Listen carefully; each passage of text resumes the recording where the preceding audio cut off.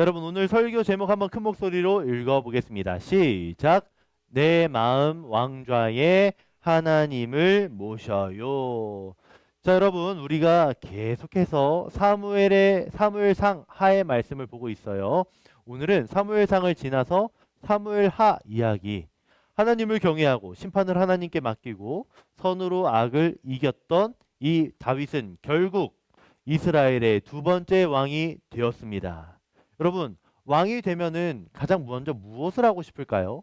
오늘 그 고민을 해보려고 하는데, 여러분, 다윗에게도 그렇고, 저와 여러분에게도 그렇고, 마음에 무엇이 하나씩 있냐 하면은 왕의 자리가 있어요. 왕의 자리가 모든 사람에게는 마음마다 다 하나씩 있습니다. 그런데 그 왕의 자리에 무엇을 모시고 있는가는 조금 다를 수 있어요. 어떤 사람은 게임을 왕의 자리에 앉혀 놓을 수도 있고, 또 어떤 친구는 부모님을, 어떤 친구는 나 자신을, 어떤 친구는 공부를 그 가장 높은 왕의 자리에 모시며 살아갈 수 있어요. 목사님은 무엇을 모시며 살까요?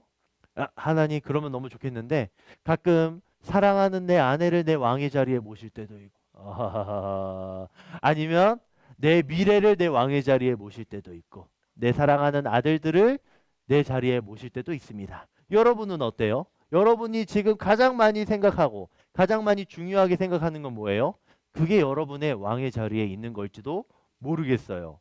그렇다면 다윗의 마음의 왕좌에는, 왕의 의자에는 누가 앉아 있었을까?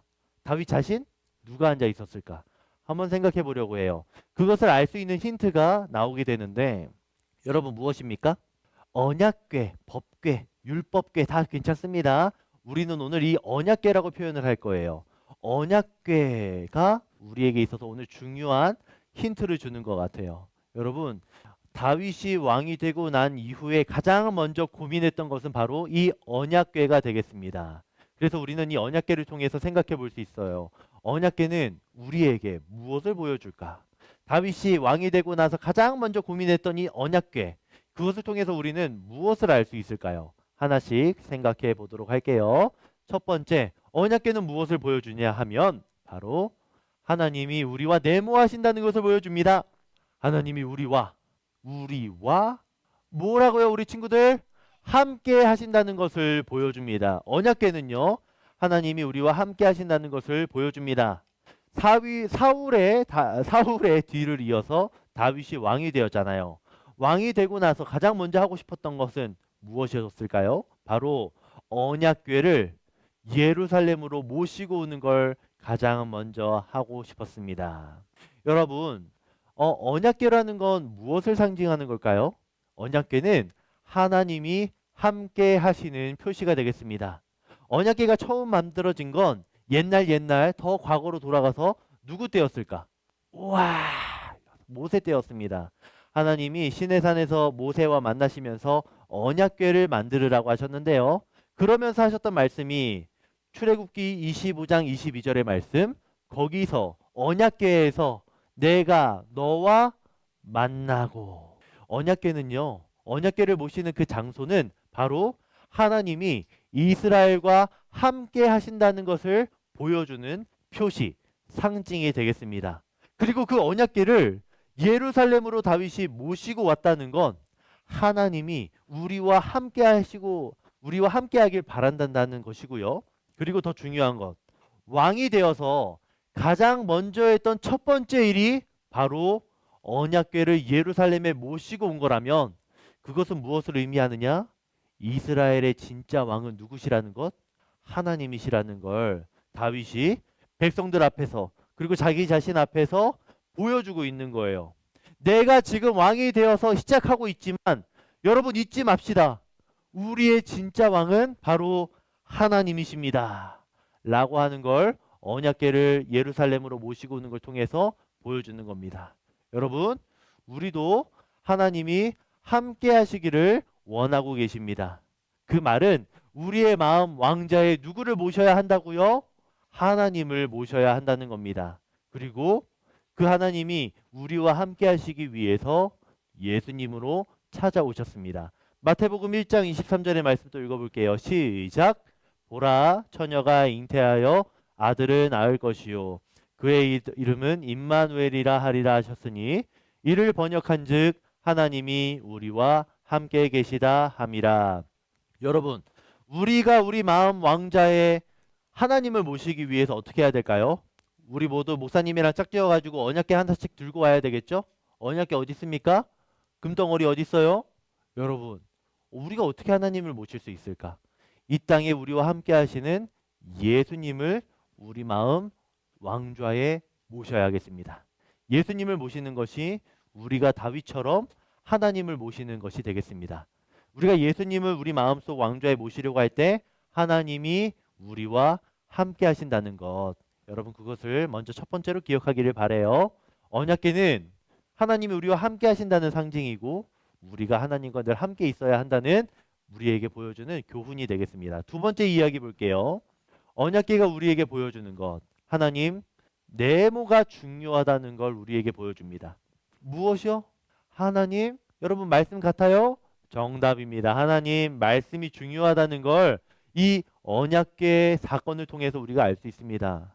여러분, 다윗이 하나님을 왕으로 모시기 위해서 예루살렘으로 언약궤를 가져오는데 여러분, 한 번에 딱 가져오는 거가 아니었어요. 처음 언약궤를 가져오려 했을 때 실패했어요. 두 번째 만에 가능하게 되었어요.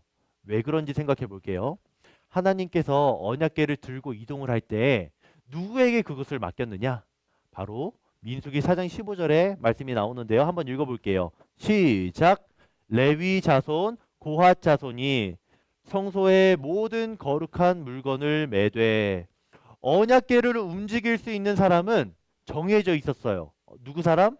레위 지파. 레위 사람들만 이 언약궤를 들고 옮길 수 있었던 겁니다. 그런데 이렇게 레위 자손들만 언약궤를 들고 옮길 수 있었는데 다윗이 언약궤를 가지고 올 때 처음에 무엇을 사용했는지 아십니까? 왜? 뭐라고요? 맞아요. 소한테 이걸 끌게 한 거예요. 소한테 이 언약궤를 끌고 오게 한 것이죠. 여러분 여기서 정말 중요한 게 있어요. 하나님께서 말씀대로 행동하지 않았던 다윗의 그 모습을 잘못되었다라고 말씀하셨다는 거예요. 여러분, 우리도 하나님 너무 사랑하죠. 여러분 하나님 너무 사랑하실 거예요. 그런데 하나님을 내 마음대로 사랑할 수는 없어요. 우리가 하나님을 사랑하는 방법은 하나님의 말씀대로 행동하는 거예요.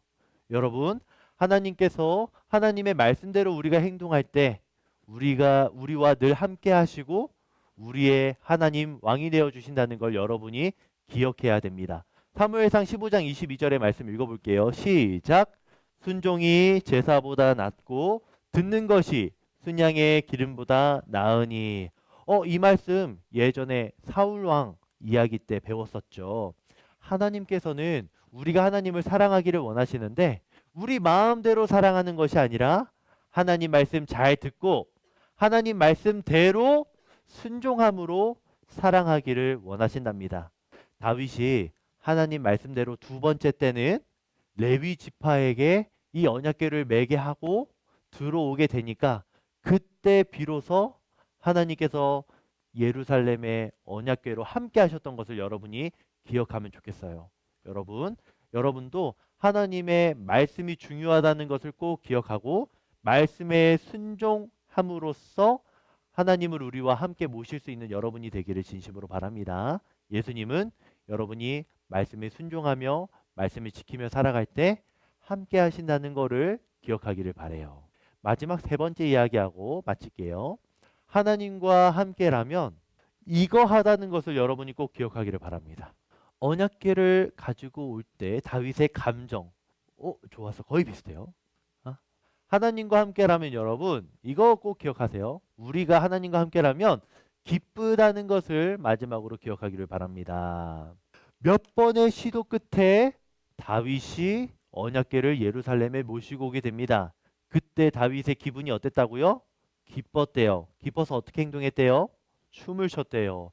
사무엘하 6장 14절 함께 읽습니다. 시작. 다윗이 여호와의 궤로 말미암아 여호와께서 앞에서 힘을 다하여 춤을 추는데 춤을 췄대요. 어느 정도로 춤을 췄대요? 여러분 나중에 보면 바지가 벗겨질 정도로 옷이 벗겨질 정도로 그것을 까먹은 채 하나님 우리와 함께 하신다 아싸 이러면서 너무 기뻐서 춤을 췄대요. 여러분 여러분이 하나님과 늘 함께 하는 것 중요한데 여러분이 하나님과 함께 한다면 마음이 어떻다는 것 기쁘다는 것을 꼭 기억하면 좋겠습니다. 그리고 다윗이 하나님이 우리와 함께 할 때 너무 기뻤는데 그 기쁨을 나눴다는 것도 여러분이 꼭 기억하기를 바래요. 백성들과 그 기쁨을 나눴는데 어떻게 나눴느냐? 아주 기름지고 고급진 고기를 사람들과 나누고 쌀을 나누면서 하나님이 우리와 함께 하신다는 기쁨을 나눴다고 해요. 여러분도 그러면 좋겠습니다. 여러분, 하나님이 늘 여러분과 함께 하시거든요. 그 기쁨을 여러분에게 있는 주변 사람들과 나눌 수 있는 친구들이 되면 정말 좋겠습니다. 다윗이 하나님과의 기쁨을 이웃과 나눴던 것처럼 여러분도 그 기쁨 나누면 좋겠어요. 그리고 여러분이 그 기쁨이 다른 사람들과 나누기 위해서 꼭 기억해야 될 것, 바로 예수님을 모셔야 한다는 거죠. 예수님이 영원한 기쁨의 근원이심을 여러분 기억하기를 바래요. 요한복음 15장 11절 시작. 내가 이것을 너희에게 이름은 내 기쁨이 너희 안에 있어 너희 기쁨을 충만하게 하려 함이라.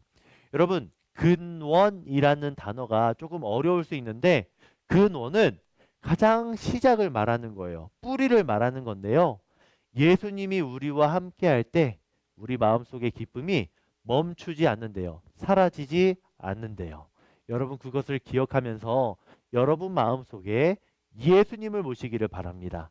그러면 하나님이 우리와 함께 하시고 하나님이 우리와 함께 하시는 기쁨이 끊어지지도 않고 그 기쁨으로 이웃을 사랑하는 것도 가능하게 된다는 거죠. 여러분 오늘 말씀 마무리할게요. 다윗이 왕이 되고 나서 가장 먼저 한 일은 자신의 마음속 왕의 자리에 하나님을 모시는 거였어요. 저와 여러분도 하나님을 여러분 가장 귀한 자리에 모실 수 있기를 바라고요. 더 구체적으로 예수님을 여러분 마음 중심에 모실 수 있기를 바랍니다. 그러면 여러분 늘 기쁠 거고요. 그 기쁨으로 이웃을 사랑할 수도 있을 겁니다.